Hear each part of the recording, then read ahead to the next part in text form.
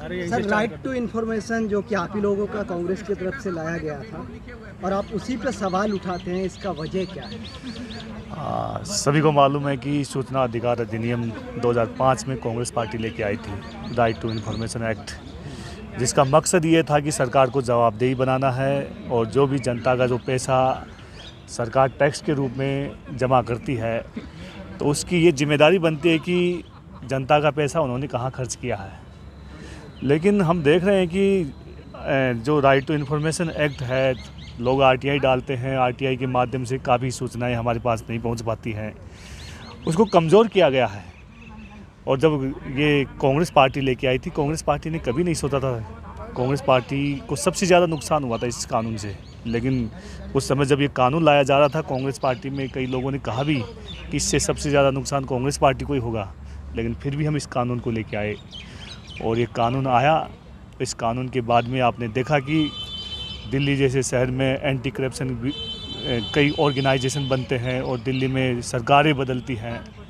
गलत तरीके से इस कानून का इस्तेमाल भी हुआ और आज ज़रूरत इस बात की है कि जो जनता का पैसा है, जिस घोटाले को लेकर ये सरकार आई है, करप्शन को लेके इनका मुद्दा था, आज वो सब हम देख रहे हैं कि भ्रष्टाचार जो है ठंडे बस्ते में चला गया है और आरटीआई के कानून को कमज़ोर करने के लिए तरह तरह के हथकंडे अपनाए जा रहे हैं। कई तरह के अमेंडमेंट हुए हैं जिससे आरटीआई कानून कमज़ोर हुआ है।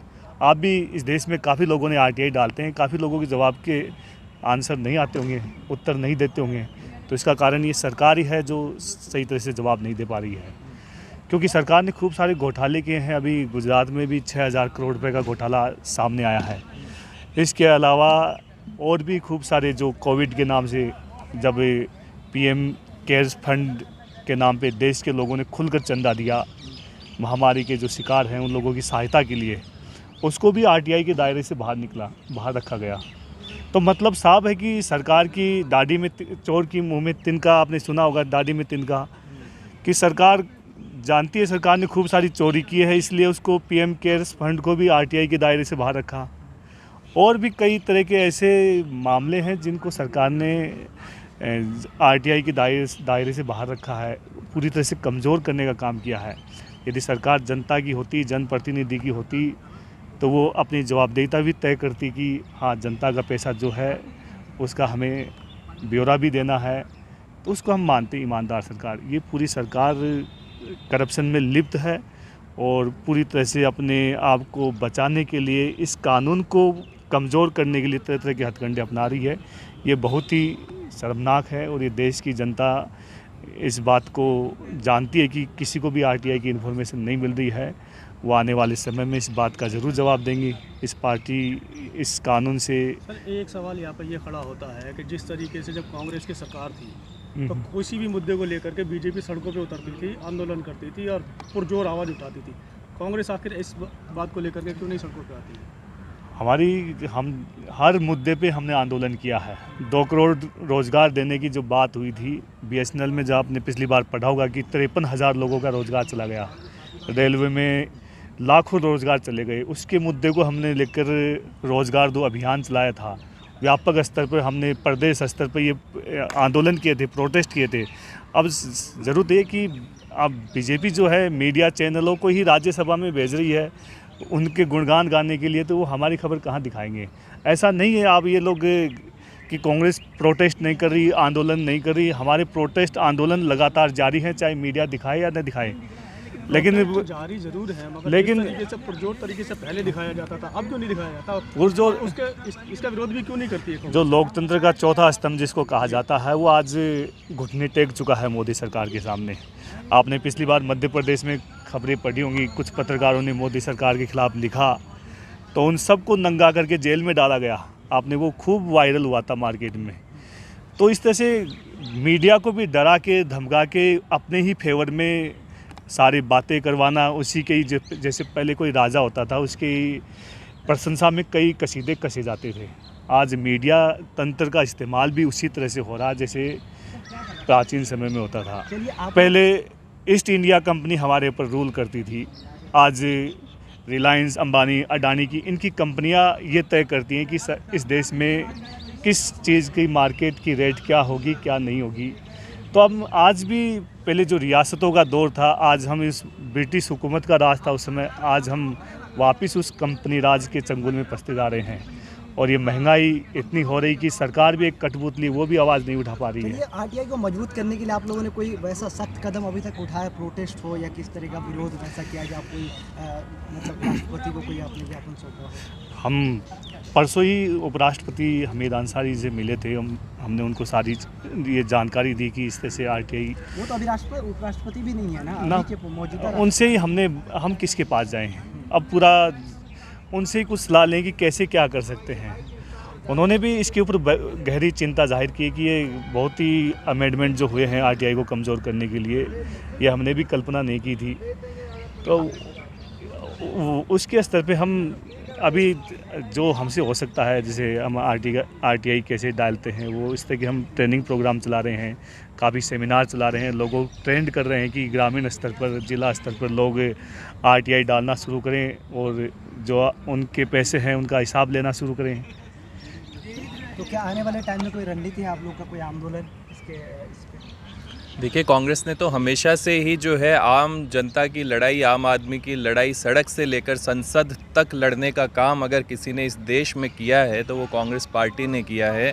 और आज भी संसद जब भी चलती है तो प्रधानमंत्री जी संसद से नदारद रहते हैं, प्रधानमंत्री जी संसद में बोलना नहीं चाहते हैं। 2016 के बाद से महंगाई पर एक शब्द तक नरेंद्र मोदी जी, देश के जुमलेबाज प्रधानमंत्री जी ने नहीं बोला है। वो हर महीने मन की बात तो ज़रूर करते हैं, लेकिन जब बात महंगाई की आती है तो वो मौन हो जाते हैं। अगर कोई विदेशी प्रतिनिधि, विदेशी किसी दूसरे देश का राष्ट्रपति, प्रधानमंत्री अगर हमारे देश में आ रहा है तो शायद ये हिंदुस्तान के इतिहास में पहली बार ऐसा हुआ होगा कि कोई उद्योगपति या कोई व्यापारिक वर्ग उसको रिसीव कर रहा है। इससे पहले आज तक इस देश में शायद ऐसा कभी नहीं हुआ है। तो आपको लगता है कि ये पूंजीवाद की ओर बढ़ रहा है देश? निश्चित रूप से आप देखिए कि आज आम आदमी की कहीं किसी भी स्तर पर कोई सुनवाई नहीं है, ना राज्य सरकारों में है, ना केंद्र सरकार में कहीं कोई सुनवाई कर रहा है। यहाँ तक कि जो केंद्र सरकार के मंत्री हैं उनको तो अपने विभागों तक का नहीं पता है कि विभागों में चल क्या रहा है। सारी चीज़ें सेंट्रलाइज हो गई हैं, सारे फैसले प्रधानमंत्री ऑफिस से लिए जा रहे हैं, गृह मंत्री जी सारे फैसले ले रहे हैं।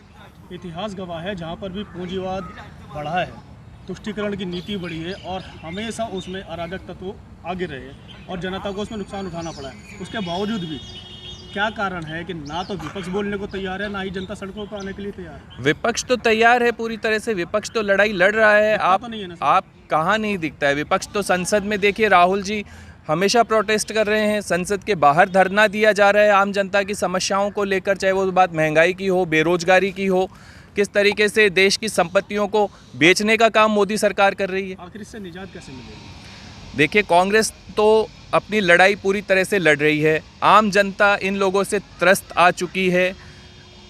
जनता का जनादेश जो है ये लोकतंत्र है। लोकतंत्र में मात्र 40% के करीब इनको वोट मिले हैं, 60% जनता ने इनको नकारा है। फिर भी सरकार उनकी बनी है। देखिए, सरकार बनना लोकतंत्र का एक अपनी प्रक्रिया है। ऐसा नहीं है कि वो सरकार में है तो वो अपने आप को राजा समझने लग जाएं। जनता ने बहुत सारी अपेक्षाओं के साथ उनको चुना है और वो जनता की अपेक्षाओं पर अगर खरा नहीं उतरेंगे तो जनता उन्हें बाहर करने में भी मुझे लगता नहीं है कि ज़्यादा देर करेगी। इस सरकार को लोग बाग ईवीएम की सरकार भी कहते हैं, इस पर आप क्या कहेंगे? देखिए, ईवीएम को लेकर आरटीआई डिपार्टमेंट जो है वो बहुत ज़्यादा जागरूक है। हम लोग इस मसले को लेकर आरटीआई फाइल कर रहे हैं। इस देश में लगभग 10 लाख से ज़्यादा ईवीएम मशीनें गायब, 1.25 लाख 20 लाख के करीब थे, मुझे 20 लाख के करीब ईवीएम मशीनें जो हैं वो गायब हो चुकी हैं। उनका कोई अता पता नहीं है। सरकार उस पर जवाब देने को तैयार नहीं है। जब भी किसी आरटीआई को आप फाइल करते हो सरकार के खिलाफ तो सरकार ये कह देती है कि ये आम जनता से जुड़ा हुआ मुद्दा नहीं है। हर एक चीज़ को धीरे धीरे आरटीआई के दायरे से बाहर लाने का काम किया जा रहा है। चाहे पीएम रिलीफ केयर फंड की बात हो या अभी जो नेशनल पाइपलाइन स्कीम जो बनाई थी प्राइवेटाइजेशन करने के लिए, हर एक चीज़ को बेचने का काम कर रहे हैं, चाहे वो बीपीसीएल हो, चाहे रेलवे हो, एयरपोर्ट हो, पोर्ट हो। मतलब हालात ये बन चुके हैं देश में कि जब मोदी जी सुबह उठते हैं तो वो ये सोचते हैं कि आज अडानी और अंबानी को क्या दूँ, पोर्ट दे चुका हूँ, एयरपोर्ट दे चुका हूँ, अब क्या बचा है देश में देने के लिए। अभी हाल ही में एक रिपोर्ट जारी हुई है इंटरनेशनल लेवल पर कर सबसे भ्रष्ट देशों में अब भारत की गिनती होने लगी है। क्या कहेंगे? भारत की गिनती तो अब विकासशील देशों में भी नहीं रही है। आपको जानकर ये आश्चर्य, भ्रष्टाचार में लिप्त सबसे ज्यादा वही भ्रष्टाचार में माना जा रहा है। लिप्त है, इसीलिए तो विकासशील देशों से भी नीचे की श्रेणी में हम लोग आ गए हैं। सोचने की बात तो यही है हम सब लोगों के लिए, और ये देश हम सब लोगों का है। सिर्फ एक मोदी जी, अडानी, अंबानी और अमित शाह जी का देश नहीं है, ये हर एक व्यक्ति का देश है। हमारी सबकी जिम्मेदारी बनती है कि हम इन मुद्दों पर लड़ाई लड़ें। और मैं मीडिया के साथियों से भी अनुरोध करना चाहता हूं कि आप लोग लोकतंत्र का मजबूत स्तंभ हैं, और आप लोग तो धन्यवाद के पात्र हैं कि आप लोग ही सच्चाई को दिखाने का काम कर रहे हैं, वरना तो इस देश की गोदी मीडिया तो आम जनता की आवाज़ को दबाने का काम कर रही है। चलिए, आरटीआई का गलत दुरुपयोग हो रहा है, तो इसके लिए आप लोग क्या रोड पे आ रहे हैं, धरना कर रहे हैं? निश्चित रूप से पूरे देश में जहाँ जहाँ भी आरटीआई कार्यकर्ता हैं, आरटीआई एक्टिविस्ट्स हैं, उनके ऊपर गलत तरह के मुकदमे हो रहे हैं, उनको जान से मारने की धमकियां दी जा रही है, और कुछ लोगों की तो जान भी गई है।